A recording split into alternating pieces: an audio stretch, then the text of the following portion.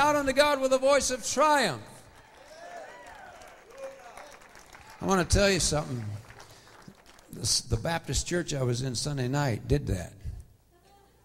We had the ministry of shouting unto God. And sometimes you assume that when you come to a church like this, everybody has it down. That's probably, yes, that is the trouble. And that's definitely a trouble here. So we're not going to assume that. I'm not going to ask you to come forward tonight.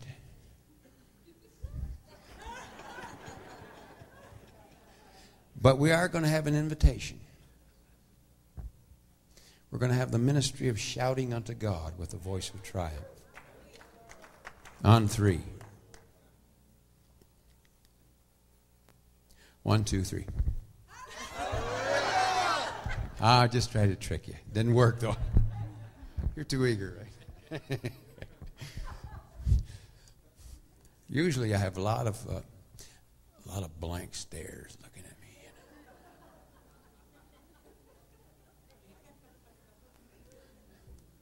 And first time around, it's rather nothing. And so I have to get back and rev up again. But it's biblical, see. So if you believe the Bible says, shout unto God with a voice of triumph. And then there are some people that say, well, God ain't deaf. And of course the old response is, well, he ain't dumb either. And he wrote it, sort of, in a process. Shout unto God with a voice of triumph. He likes that. He craves that. He wants his people to rejoice in him. You know what you're doing when you do that? You're losing yourself in him. Remember the verse? Someone that lives in the trouble.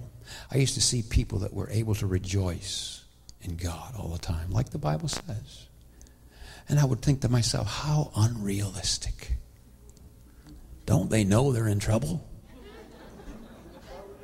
Yeah, that's where I lived, in the trouble. That's what my reality was. See? That's why I couldn't understand. Because I was living in the trouble. In the reality of trouble. Oh, praise his name.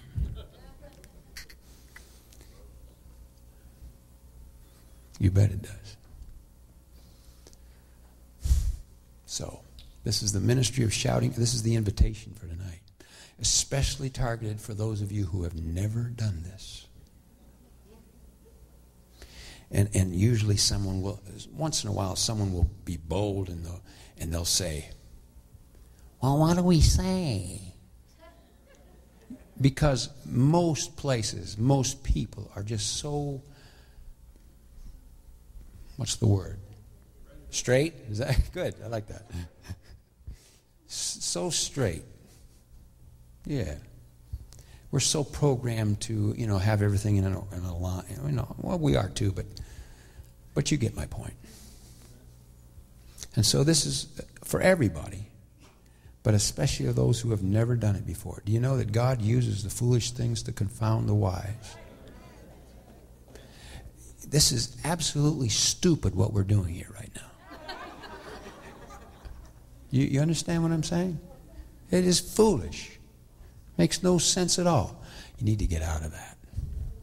We are so rational that we kill ourselves. And I'm not talking about being goofy. But I am to some of you, because this is goofy. But this is very controlled goofiness. This is the invitation tonight, to shout unto God with a voice of triumph. Well, what do we say? Let me ask you, do you have any triumph in you? Let it out.